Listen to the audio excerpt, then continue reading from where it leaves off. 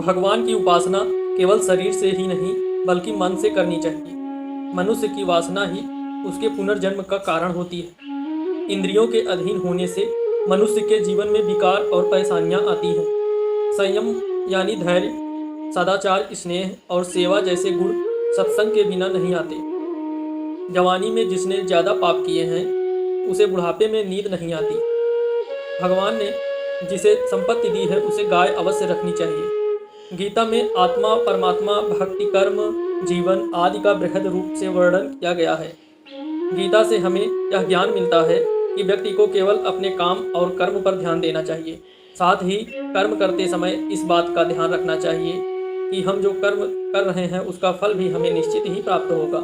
भगवान श्री कृष्ण कहते हैं कि जो भी व्यक्ति सभी परिस्थितियों में अनासक्त अर्थात एक समान रहता है, न सौभाग्य में प्रसन्न रहता है और न ही किसी विवाद या क्लेश में निराश होता है, उसे ही ज्ञान से पूर्ण व्यक्ति कहा जाता है। व्यक्ति को किसी भी परिस्थिति में अपना आपा या अपना व्यवहार नहीं बदलना चाहिए। जो व्यक्ति सुख एवं दुख में एक समान व्यवहार करता है और अपने काम को पूर्ण करता है, फल की चिंता किए बिना कर्मों को पूरा करता है, वही सबसे श्रेष्ठ व्यक्ति कहलाता है।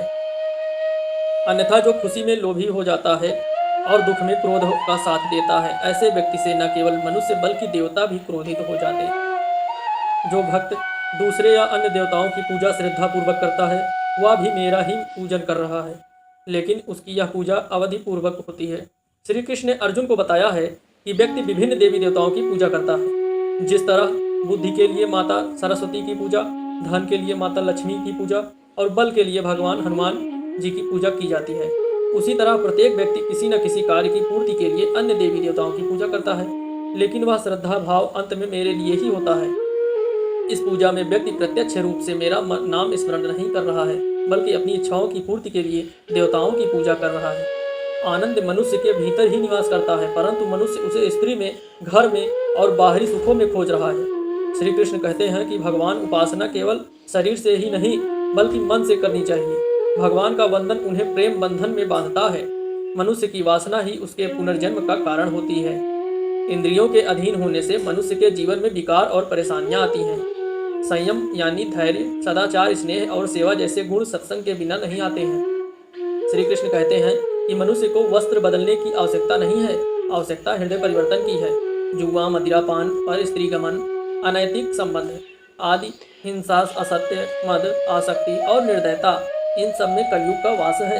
अधिकारी शिष्य को सद्गुरु, अच्छा गुरु अवश्य मिलता है। श्री कृष्ण कहते हैं कि मनुष्य को अपने मन को बार बार समझाना चाहिए कि ईश्वर के सिवाय उसका कोई नहीं है।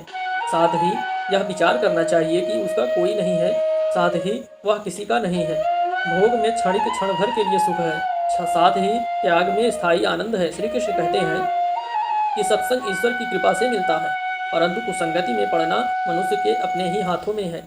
लोभ और ममता, किसी से अधिक लगाव पाप के माता पिता हैं। साथ ही लोभ पाप का बाप है।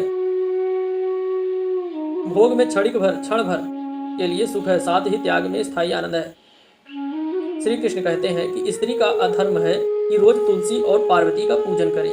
मनुष्य को अपने मन और बुद्धि पर विश्वास नहीं करना चाहिए, क्योंकि ये बार बार मनुष्य को दगा देते हैं। क्योंकि मनुष्य को दगा देने वाले ये बुद्धि और मन है। खुद को निर्दोष मानना बहुत बड़ा दोष है। यदि पति पत्नी पवित्र जीवन बिताएं तो भगवान पुत्र के रूप में उनके घर आने की इच्छा रखते हैं। भगवान इन सभी कसौटियों पर कसकर जांच परख कर ही मनुष्य को अपनाते हैं। दोस्तों, यह वीडियो आपको कैसी लगी कमेंट करके जरूर बताइएगा, और इसी तरह की नेक्स्ट वीडियो पाने के लिए आप चैनल से जुड़े जरूर सब्सक्राइब कर लें, जिससे आपको सबसे पहले आप तक नोटिफिकेशन मिलता रहे। धन्यवाद।